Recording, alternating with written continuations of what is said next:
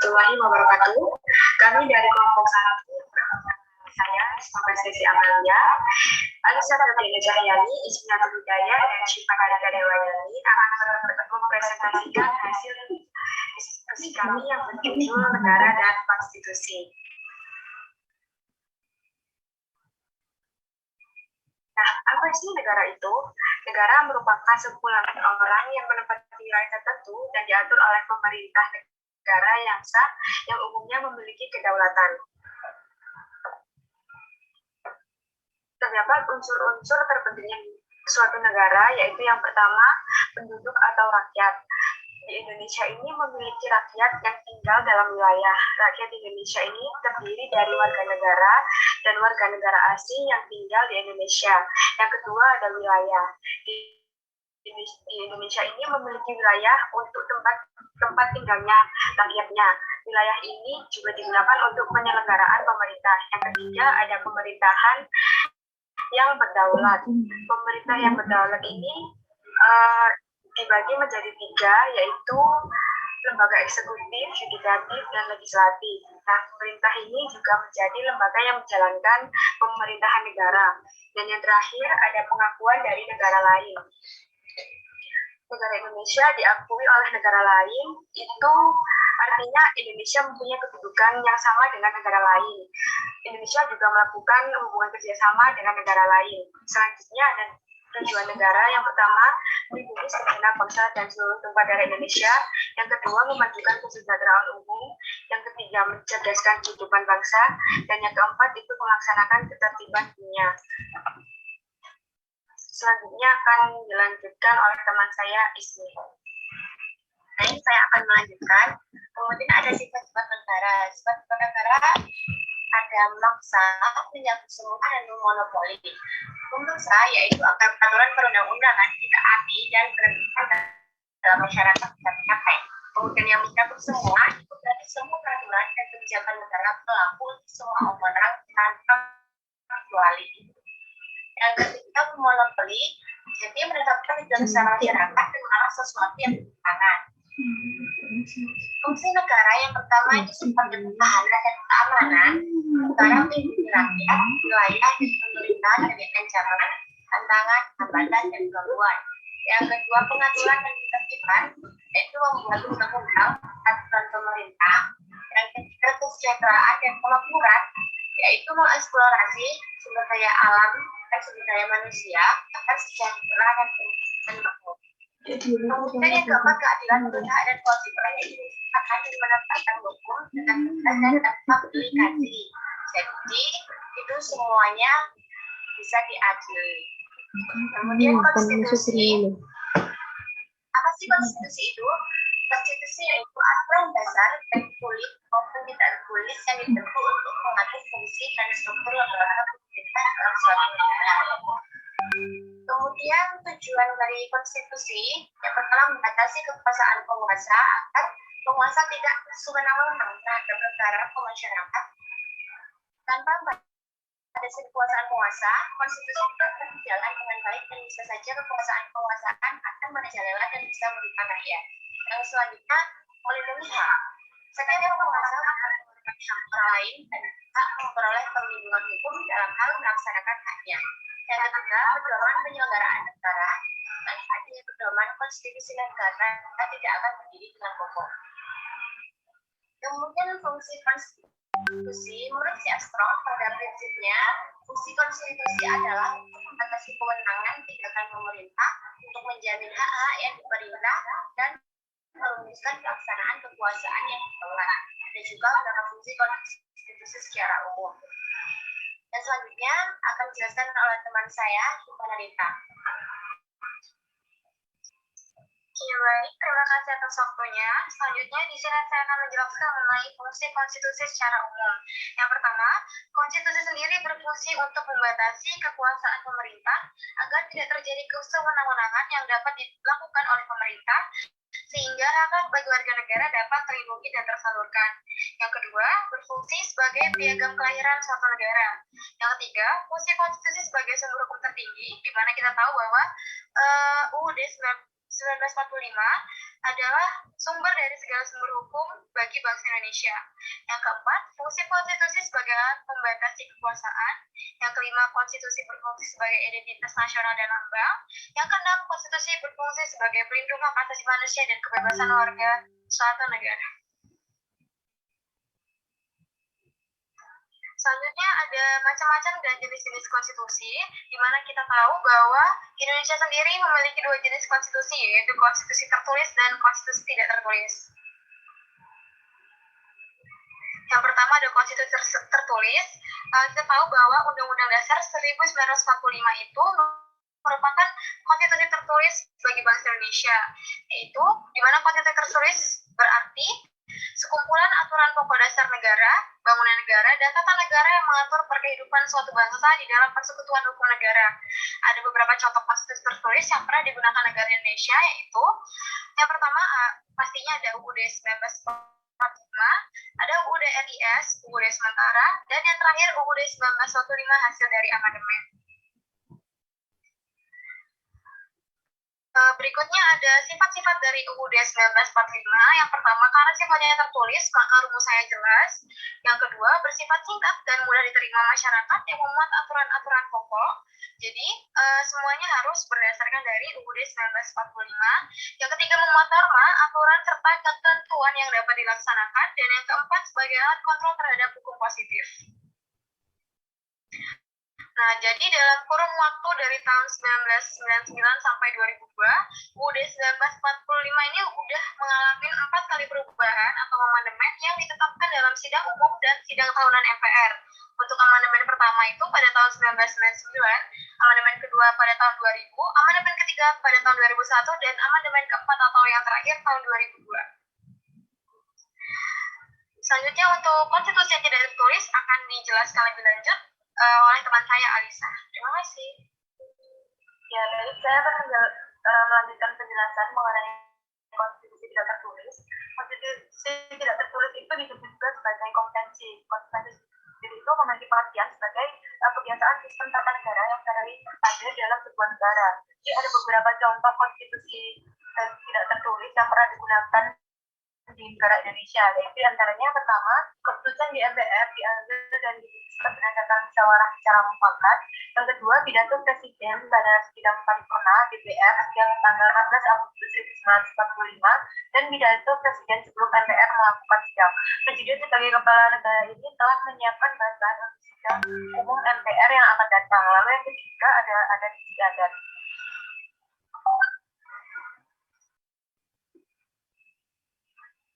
Lalu selanjutnya yaitu ada sifat-sifat konvensi. Yang pertama, kebiasaan yang berulang kali dan tidak ada dalam praktik penyelenggaraan negara. Yang kedua, tidak bertentangan dengan UUD dan berjalan sejajar. Lalu yang ketiga, diterima oleh seluruh rakyat. Dan yang keempat, bersifat sebagai pelengkap. Lalu ada nilai konstitusi yang pertama yaitu normatif. Setelah dinyatakan secara resmi berlaku dalam suatu negara, mempunyai kekuatan mengikat dan ditaati. Lalu yang kedua ada nominal, yaitu berlaku secara hukum namun implementasinya belum maksimal. Lalu yang ketiga ada semantik, yaitu tetap berlaku namun hanya sebagai formalitas saja. Lalu selanjutnya ada konstitusi yang pernah berlaku di Indonesia, yaitu yang pertama ada UUD 1945 ini selama 40 tahun, ya selama 4 tahun, yaitu dari 1945 sampai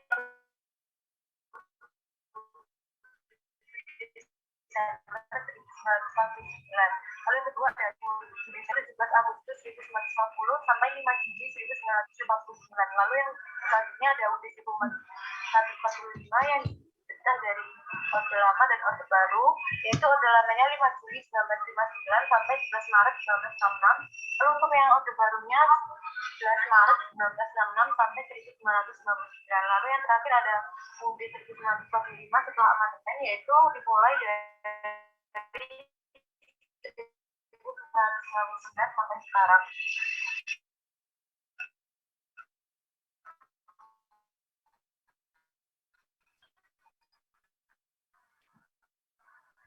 Lalu ada pelaksanaan konstitusi yang menaati peraturan konstitusi yang ada itu disampaikan oleh perusahaan asing bertentangan dengan uji Hakim Hakim dan anak-anak terlantar masih kurang begitu diperhatikan. Hal ini bertentangan dengan uji pasal 24 ayat 1. Baik, sekian presentasi dari kelompok kami. Terima kasih atas perhatiannya. Sekian, Assalamualaikum warahmatullahi wabarakatuh. Waalaikumsalam warahmatullahi wabarakatuh. Terima kasih. Oke, silakan jika ada pertanyaan untuk kelompok 1, bisa Anda share screen di, Anda share ya di grup WA. Oke, silakan, saya tunggu ada 4 pertanyaan, baru setelah itu saya akan menjelaskan materi tentang negara dan konstitusi.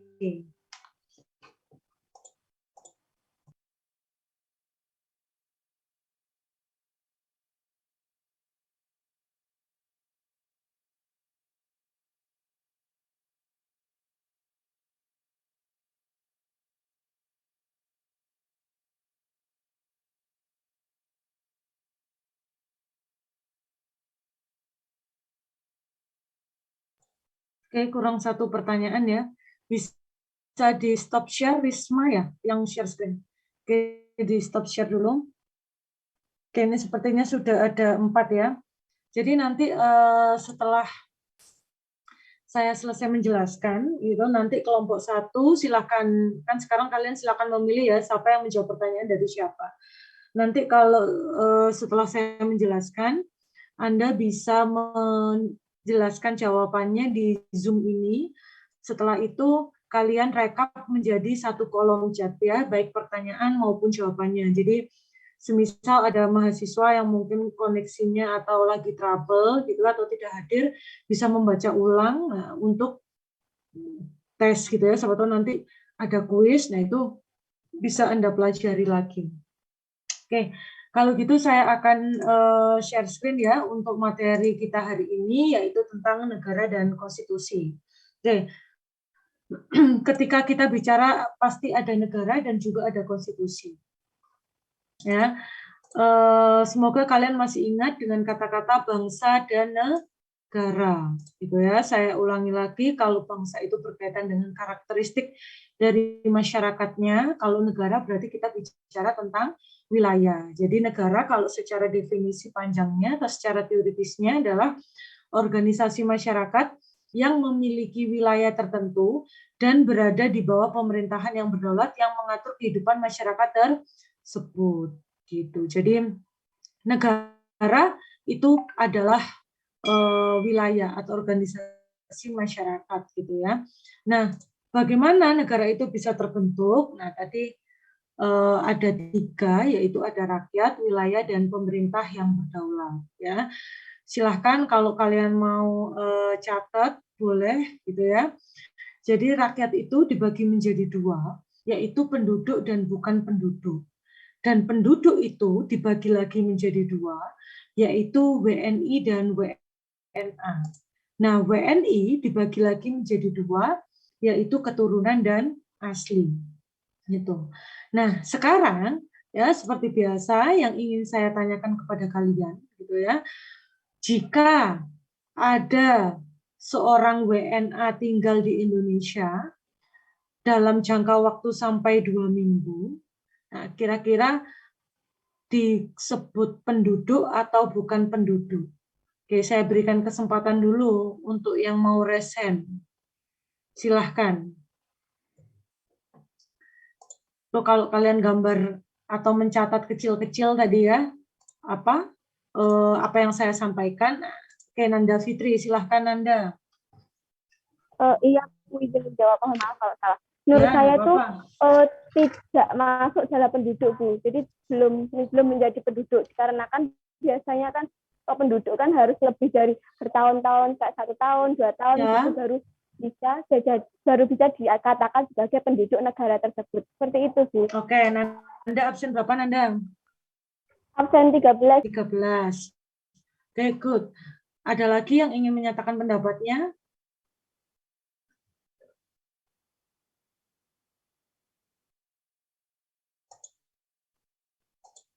Kalau tidak ada, kalau pendapat dari Geraldo Dewangga. Oke, hadir Geraldo. Hadir, Bu. Ya, apa Gerald?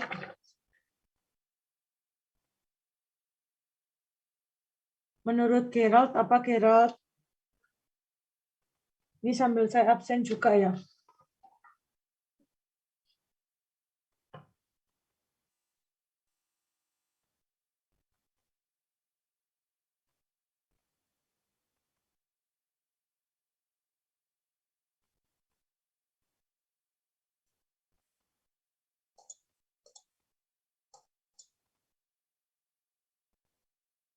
Oke, sebentar. Siapa yang resen? Sofia ya, nunggu Gerald dulu ya. Oke, Gerald gimana?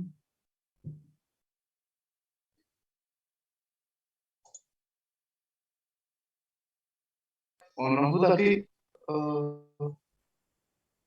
PNA yang masuk WNI tadi ya pertanyaannya Bu ya. Menurut saya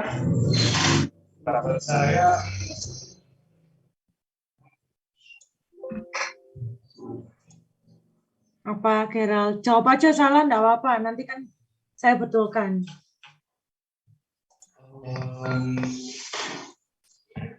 itu tergantung. Kalau menurut saya dilihat dari kontribusinya dulu ya. Kalau apalagi kalau yang emang cuma baru-baru terus langsung pindah masuk jadi WNI, saya kurang setuju aja sih Bu. Soalnya kan dengan begitu menambah saingan bagi rakyat sendiri. Oke, baik. Ya, sekarang Sofia silahkan. Baik Bu, apakah suara saya terdengar jelas Bu? Soalnya hujan. Jelas. Ya, tadi kan apabila ada suatu penduduk asing yang tinggal di suatu negara lebih dari 2 minggu. Nah di sini, kalau menurut saya penduduk sendiri itu adalah orang yang memiliki niatan untuk menetap di suatu negara. Nah di sini masih 2 minggu, sedangkan minimal untuk tinggal di suatu negara itu bisa dikatakan sebagai penduduk apabila minimal 6 bulan tinggal di suatu negara. Menurut saya seperti itu, Bu.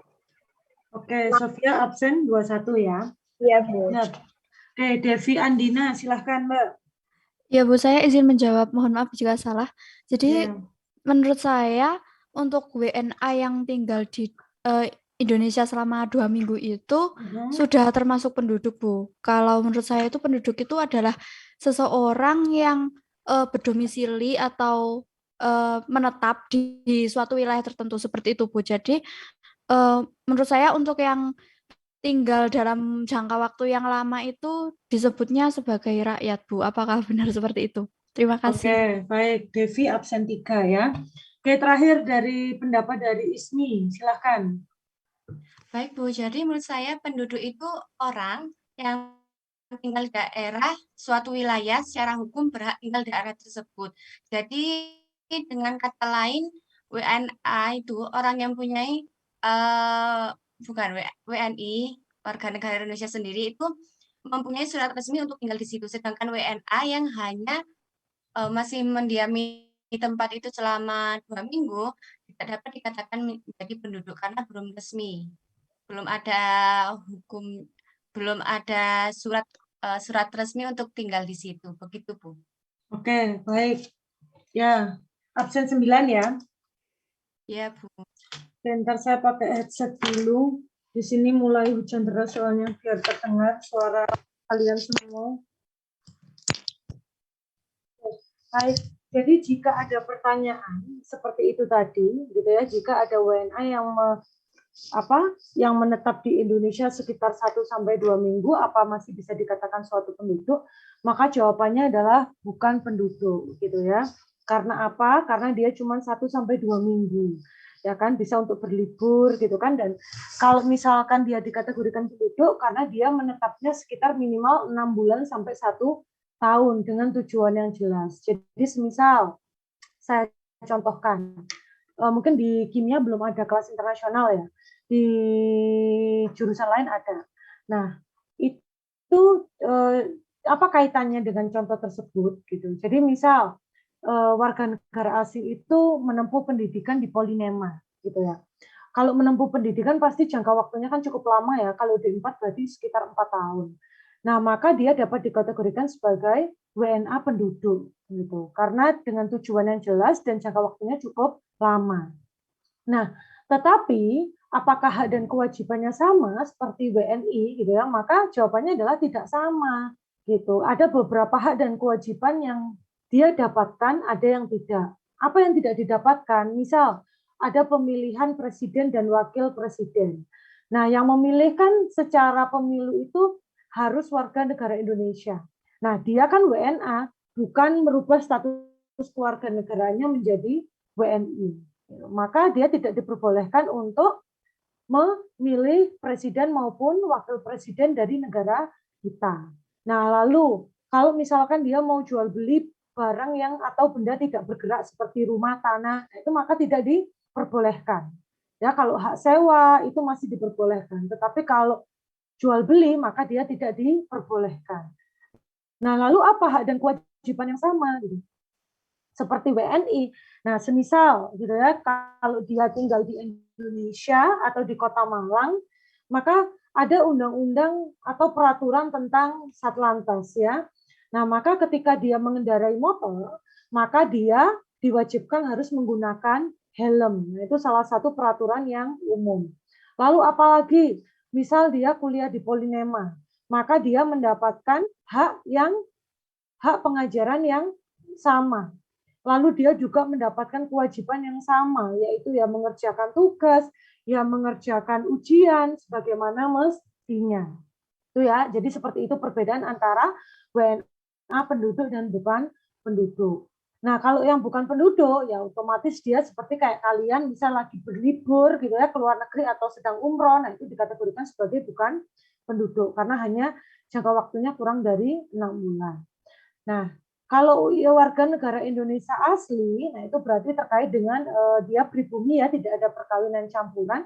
Sedangkan warga negara Indonesia keturunan, nah itu biasanya dia ada perkawinan campuran atau naturalisasi. Atau dulunya warga Cina, yang dulu kan Indonesia terkenal Indochina gitu ya, lalu dia mengganti namanya menjadi nama-nama Indonesia. Itu sering terjadi di pengadilan negeri ya.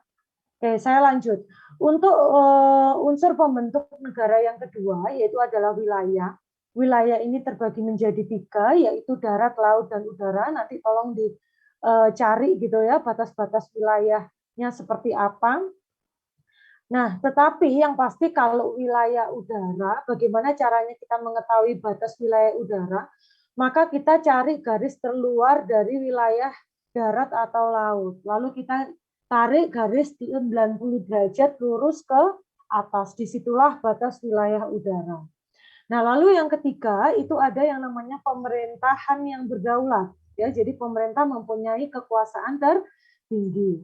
Nah, itu dibagi menjadi 2, yaitu ke dalam dan keluar. Nah, ada yang tahukah apa perbedaan antara pemerintah yang berdaulat ke dalam dan keluar? Silahkan yang mau resen. Apa perbedaan antara pemerintah yang berdaulat ke dalam dan keluar? Silakan.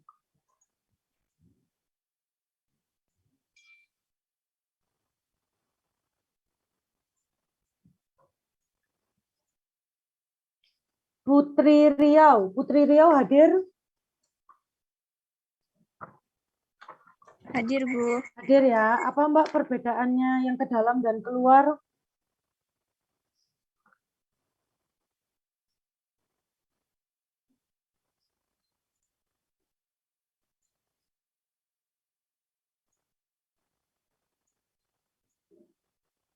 Apa Putri hilang? Putri, oh enggak, masih ada ya. Tapi kira sinyalnya hilang. Ya, silahkan Putri. Suara saya sudah terdengar. Sudah. Nah ya, menurut saya pemerintahan yang berdaulat ke dalam itu pemerintah yang memiliki kekuasaan tertinggi di negaranya untuk mengatur segala kedaulatan dan fungsi-fungsi negara. Seperti itu, Bu. Kalau pemerintahan yang berdaulat keluar itu maksudnya pemerintahan itu sebagai negara yang bisa memiliki kedaulatan, kayak mempunyai hubungan dengan negara lain gitu, Bu. Seperti itu.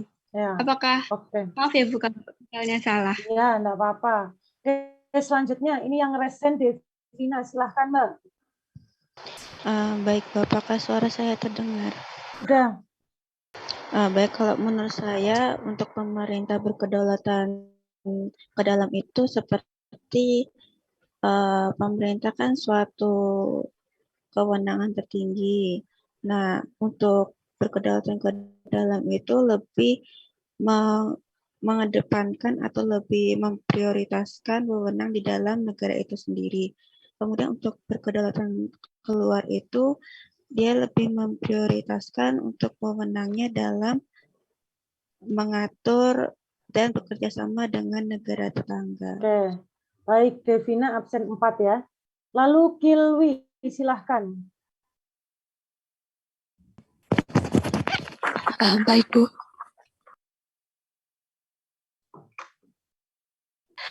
Baik Bu, untuk kedaulatan pemerintahan ke dalam itu yang berhubungan dengan negara itu sendiri.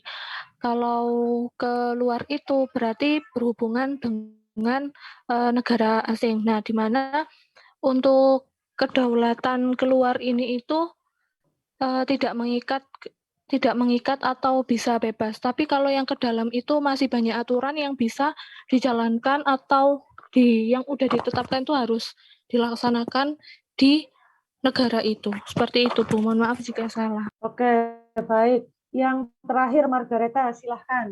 Kilwi 10 ya, 10 Margareta. Ya Bu, kalau kedaulatan ke dalam itu kayak itu kewenangannya untuk mengatur dan mengurus urusan yang ada di dalam negeri tanpa campur tangan dari negara lain. Nah, kalau yang kedaulatan keluar itu kewenangannya itu untuk kayak mengadakan kerjasama dengan negara lain seperti itu. Oke, baik. Jadi pemerintah yang berdaulat ke dalam itu adalah pemerintah memiliki kekuasaan tertinggi untuk mengatur bagaimana jalan dari negara tersebut, gitu ya, baik dari masyarakatnya dan dari pemerintahannya juga. Sedangkan pemerintah yang berdaulat keluar itu berarti pemerintah bisa menjalin kerjasama baik bilateral maupun multilateral dengan negara lain, gitu. Misal negara Indonesia bekerja sama dengan negara Malaysia terkait dengan ekspor impor minyak, misal seperti itu. Maka yang diperjanjikan atau mereka kedua negara ini bisa saling ikut campur hanya di ininya itu saja ya, sebatas apa yang telah diperjanjikan. Kalau di luar itu maka tidak diperkenankan untuk ikut campur, gitu ya. Jadi itu perbedaannya. Nah, lalu ketiga ini itu merupakan unsur konstitutif atau unsur utama, gitu ya, 3 unsur ini. Lalu ada unsur deklaratif atau unsur tambahan, yaitu pengakuan dari negara lain. Nah, sekarang saya tanya lagi ke kalian, jika ada suatu negara yang 3 unsur utamanya ini terpenuhi, tapi tidak diakui oleh negara lain, apakah masih bisa dikatakan suatu negara? Oke, silahkan. Risma Prasesti, hadir Risma? Risma? Hadir Risma? Ya Bu, hadir. Oke, apa jawabannya Mbak kira-kira Risma?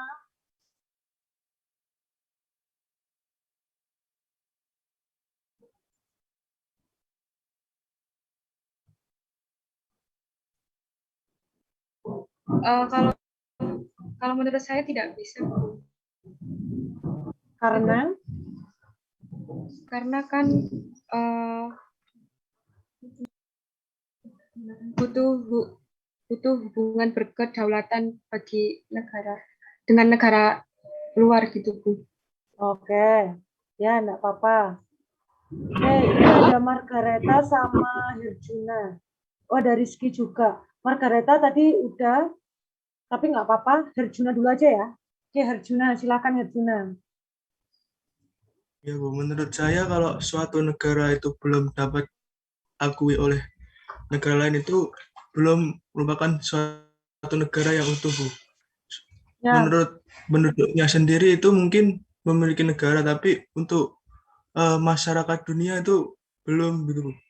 Jadi masih belum PBB belum mengakuinya gitu Bu.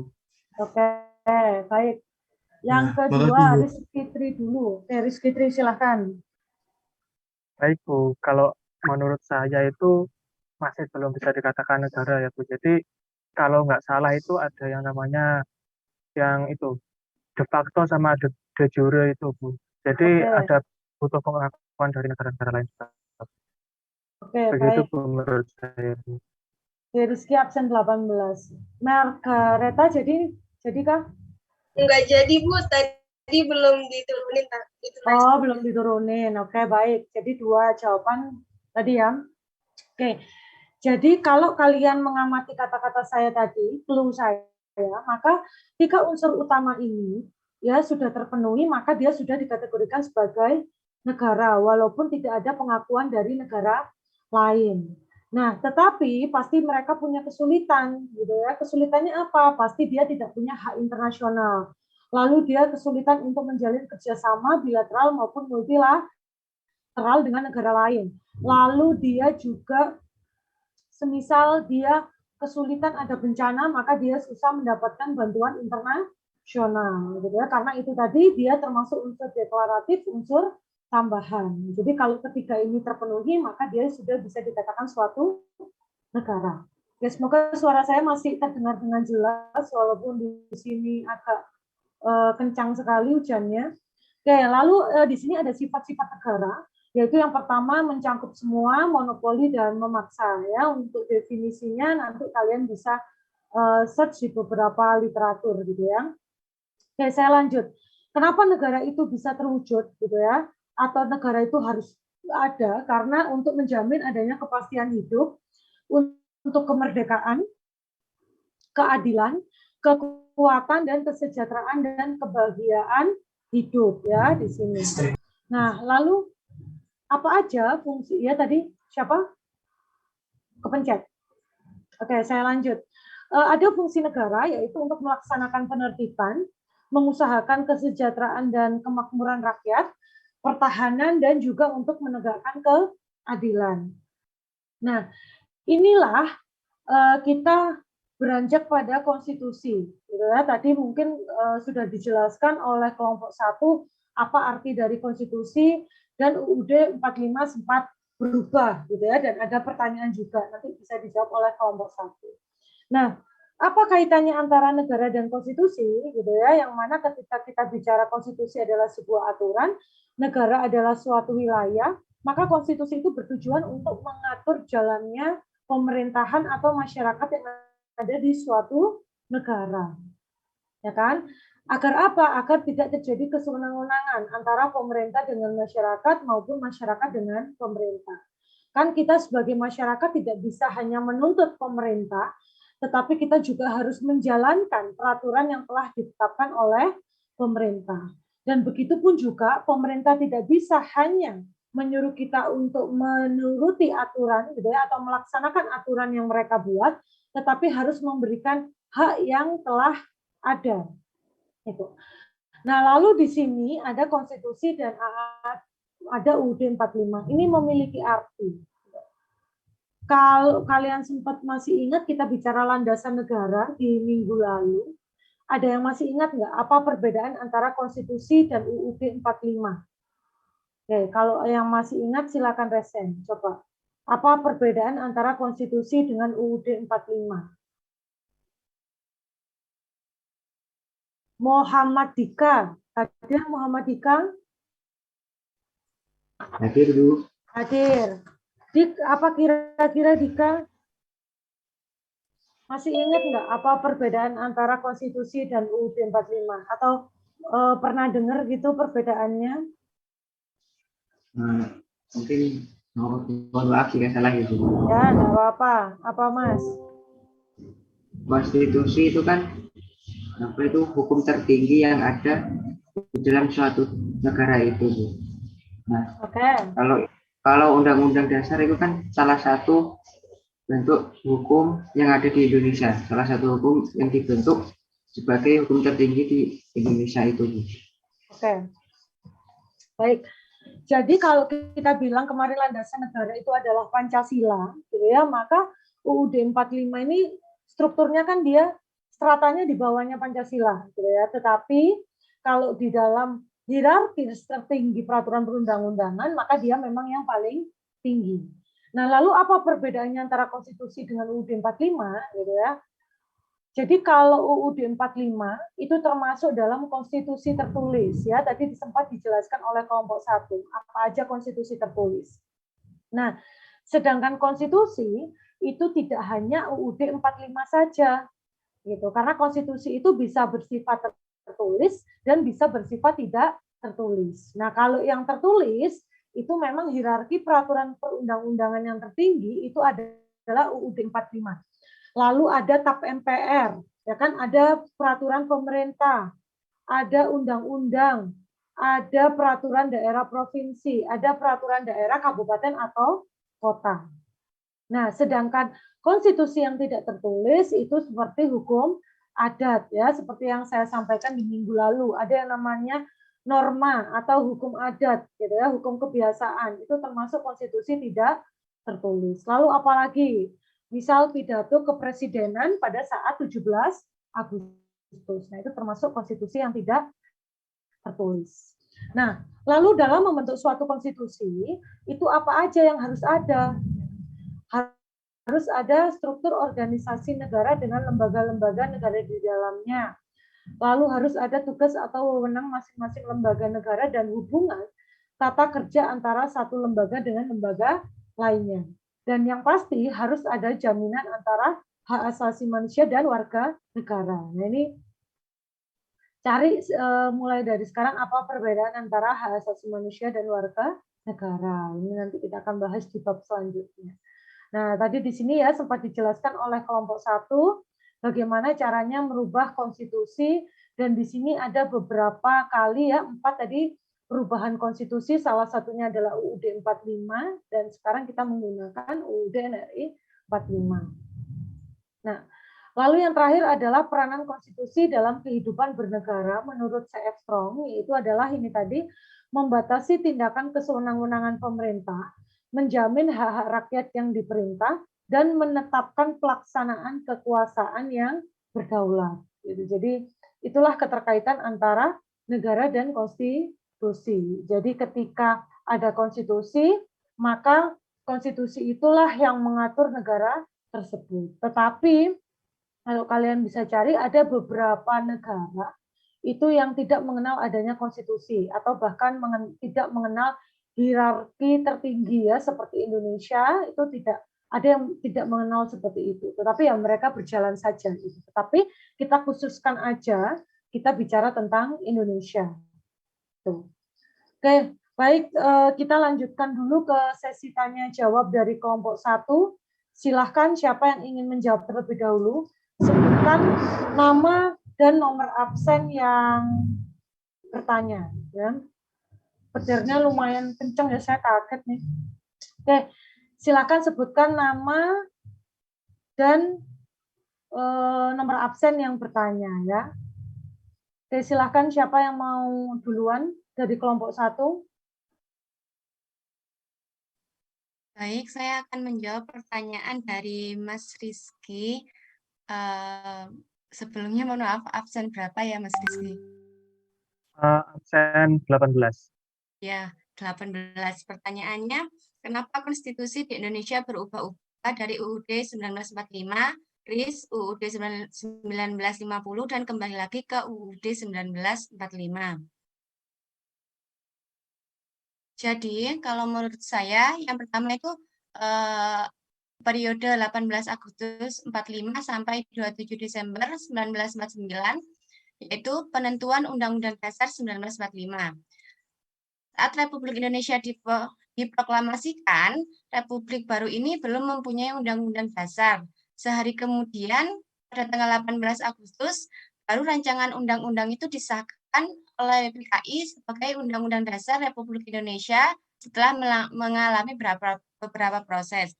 Kemudian yang kedua, periode 27 Desember 1945 sampai 17 Agustus 1950, yaitu penetapan konstitusi RIS. yaitu perjalanan negara baru Republik Indonesia itu tidak luput dari pengembangan pihak Belanda yang menginginkan Belanda tetap berkuasa di Indonesia. Akibatnya Belanda itu mencoba untuk mendirikan negara-negara seperti negara Sumatera Timur, negara Indonesia Timur, negara Jawa Timur, dan sebagainya. Kemudian dengan usaha Belanda tersebut, maka terjadilah agresi Belanda 1 pada tahun 1947 dan agresi 2 pada tahun 1948 yang kemudian mengakibatkan diadakannya KMP yang melahirkan negara Republik Indonesia Serikat. Sehingga UUD yang seharusnya berlaku untuk seluruh negara Indonesia hanya berlaku untuk negara Republik Indonesia Serikat saja. Kemudian yang periode 17 Agustus 1950 sampai 5 Juli 1959, yaitu penetapan Undang-Undang Dasar Sementara 1950, periode federal dari Undang-Undang Dasar Republik Indonesia Serikat 1949 merupakan perubahan sementara karena sesungguhnya bangsa Indonesia sejak 17 Agustus 1945 sejak merdeka menghendaki sifat kesatuan. Maka negara Republik Indonesia tidak bertahan lama karena terjadinya penggabungan dengan Republik Indonesia. Yang hal ini mengakibatkan wibawa dari pemerintah Republik Indonesia Serikat menjadi berkurang. Akhirnya dicapai kata sepakat untuk mendirikan kembali Negara Kesatuan Republik Indonesia. Bagi negara kesatuan yang akan didirikan, jelas perlu adanya undang-undang dasar yang baru. Dan untuk itu dibentuklah suatu panitia yang fungsinya menyusun suatu rancangan undang-undang dasar, kemudian disahkan pada tanggal 12 Agustus 50 oleh Badan Pekerja Komite Nasional Pusat dan oleh DPR dan Senat Republik Indonesia Serikat pada tanggal 14 Agustus 50 dan berlakulah Undang-Undang Dasar baru itu pada tanggal 17 Agustus 1950. Kemudian pada periode 5 Juli 1999 sampai sekarang, yaitu penetapan berlakunya kembali Undang-Undang Dasar 1945. Kenapa?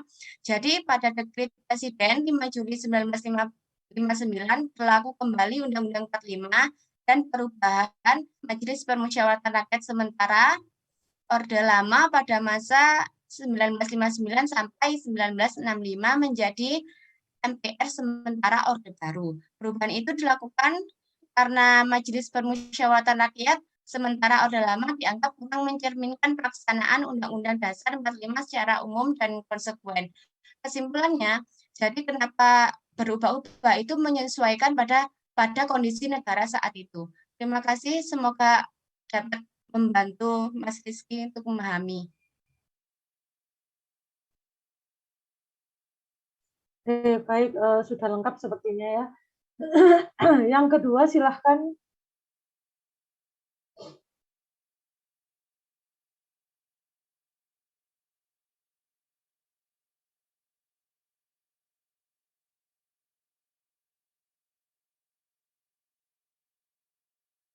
Baik, sebelumnya izin menjawab pertanyaan dari Erika dari nomor absen 5. Pertanyaannya, salah satu tujuan konstitusi adalah pedoman penyelenggaraan negara, apa maksudnya dan bagaimana contohnya? Ya, izin menjawab. Jadi, yang kita tahu sendiri bahwa konstitusi negara Indonesia itu ada UUD 1945. Nah, jadi UUD 1945 ini sebagai pedoman untuk penyelenggaraan negara Indonesia, di mana hukum-hukum negara pun itu juga berpedomannya pada UUD 1945. Jadi, kayak penyelenggaraan semua itu tertuju pada UUD 1945 yang dimana merupakan konstitusi tertulis dari bangsa Indonesia, seperti itu. Apakah jawabannya bisa diterima dari Mbak Erika? Bisa, terima kasih atas jawabannya. Oke, jadi memang Pancasila itu sebagai landasan negara kita ya. Nah, itu pembuatan peraturan perundang-undangan itu tidak boleh bertentangan dengan nilai-nilai yang terkandung di dalam Pancasila. Nah, hierarki tertinggi di peraturan perundang-undangan tadi kan UUD 45. Maka peraturan perundang-undangan di bawah UUD 45 itu tidak boleh bertentangan dengan UUD 45 tersebut karena UUD 45 merupakan hierarki yang tertinggi. Oke, selanjutnya yang ketiga silahkan.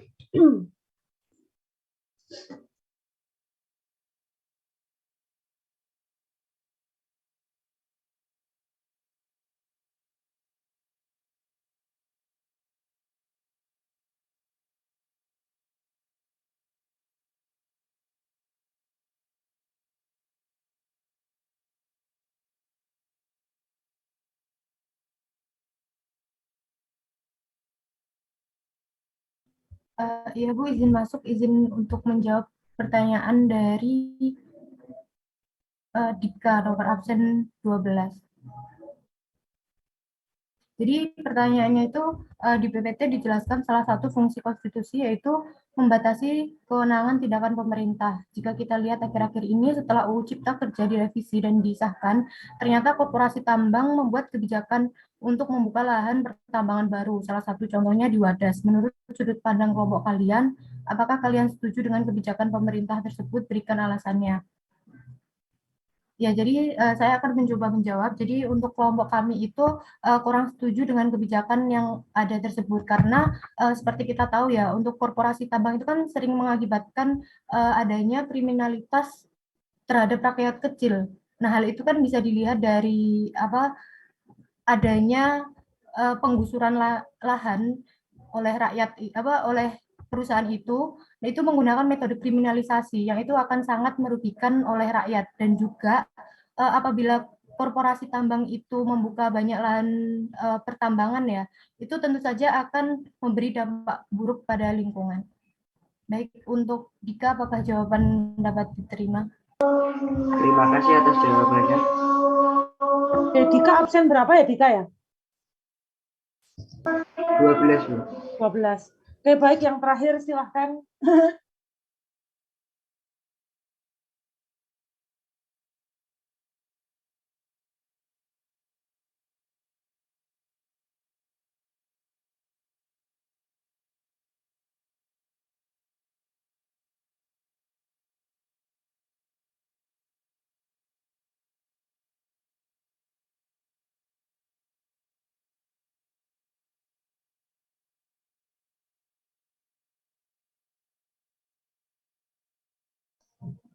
Permisi, Bu, saya menjawab pertanyaan dari Salsabila nomor absen 20.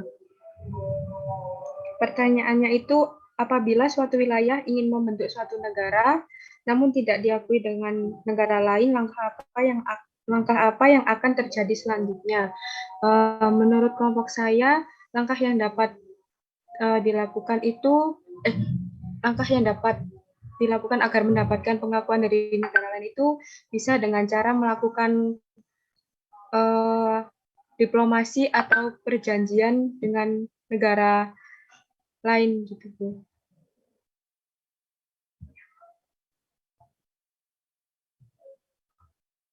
Absen berapa tadi Mbak yang bertanya, Risma? Absen yang tanya absen berapa? 20. Salsabila. Oh, 20. Baik.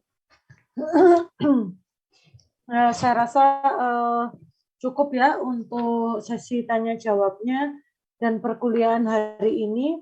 Untuk minggu depan belum saya lanjutkan ke kuis ya, walaupun bab 1 2 selesai. Tapi kita lanjutkan dulu aja ke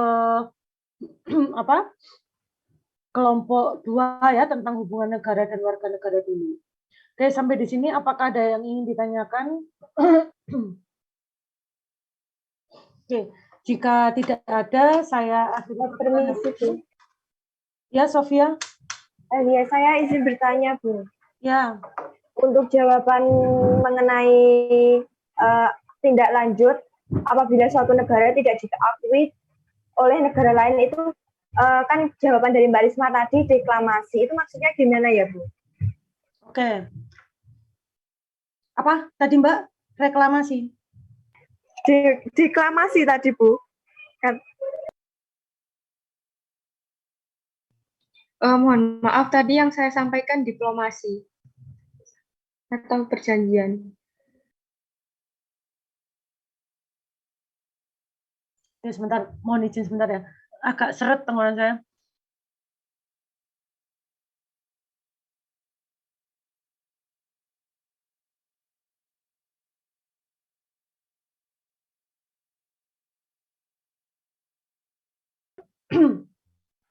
Oke, mohon maaf dari tadi pagi soalnya ya, jadi agak seret. Diplomasi maksud dari siapa tadi? Mbak Risma, iya. Ya, benar, Risma. Iya, Bu. Oke, maksud dari diplomasi artinya adalah mempengaruhi keputusan dan perilaku gitu ya, Risma ya? Iya, Bu. Jawabannya Risma tadi gimana?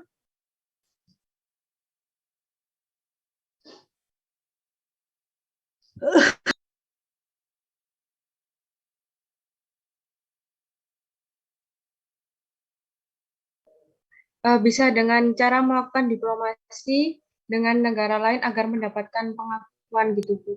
Oke, diplomasi kan berarti negosiasi ya, dengan cara negosiasi agar dia mendapat pengakuan dari negara lain, gitu. Jadi artinya adalah ketika dia tidak mendapatkan pengakuan dari negara lain, nah, dia bisa melakukan kesepakatan atau berbicara atau secara dialog kepada negara tersebut, kepada negara lain tersebut yang kita mintai bahwa diakui agar negara kita diakui, gitu, maka tanpa adanya suatu kekerasan atau perang. Jadi kita misal negara A tidak diakui oleh negara B, maka kita bisa melakukan negosiasi atau dialog kepada negara B itu agar kita diakui oleh negara B tersebut.